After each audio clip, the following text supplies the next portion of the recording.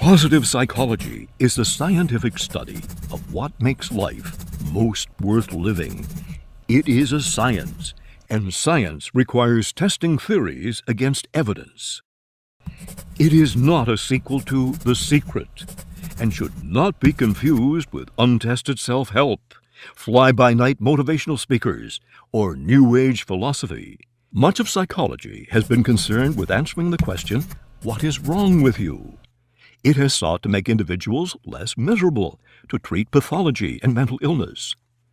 The goal of the positive psychology movement is to make normal life more fulfilling. It asks the question, what is right with you? Instead of trying to help a patient go from -8 back to 0, the goal is to help individuals move up the other side of the scale. The field is intended to complement, not to replace, traditional psychology. It does not seek to deny the importance of studying how things go wrong, but it does assert that strength is as important as weakness, and that it is just as important to build on the best things in life as to repair the worst. Positive psychology is concerned with increasing well-being. Is well-being the same thing as happiness? Not exactly. Martin Seligman, co-founder of the positive psychology movement, describes well-being as being made up of 5 pillars: positive emotion, engagement, relationships, meaning, and accomplishment. Branches of exploration in positive psychology. The term flow was coined by Mike Csikszentmihalyi, co-founder of the positive psychology movement.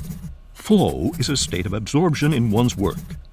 It is characterized by intense concentration, loss of self-awareness, a feeling of being perfectly challenged, neither bored nor overwhelmed, and a sense that time is flying. Flow is an intrinsically rewarding experience. It can also help one achieve a goal or improve skills, and is highly related to creative insight.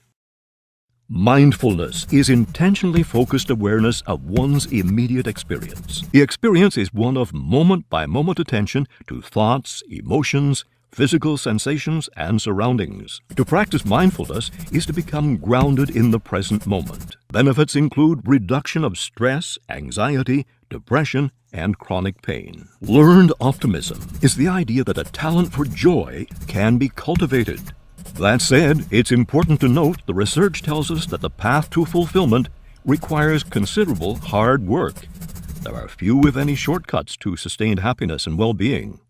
Anyone who says otherwise is selling something. It is contrasted with learned helplessness, which is when one believes that he or she has no control over what occurs, and that external forces, such as genetics or social class, ultimately dictate his or her ability to accomplish a task or succeed. Evidence suggests that well-being is not simply the result of a fortunate spin of the genetic roulette wheel. There are things that people can actively do to lead more fulfilling lives. Professor Howard Gardner is leading a large-scale effort to identify individuals and institutions that exemplify good work. Work that is excellent in quality, socially responsible, and meaningful to its practitioners. The project also seeks to determine how best to increase the incidence of good work in our society. The Good Work Project argues that society as a whole would be better off to encourage individuals to pursue excellence for its own sake, to gravitate toward projects where they regularly achieve a sense of flow, and to find positions that will help them achieve higher levels of fulfillment. Is positive psychology an easy answer to all of society's problems? No, let's not be naive. But we must ask ourselves, if we applied the tenets of positive psychology to education, business, and government, if we encouraged individuals and communities to build on their strengths, if we focused attention on the pillars of well-being, if we channeled more energy into what makes life worth living, what might be possible?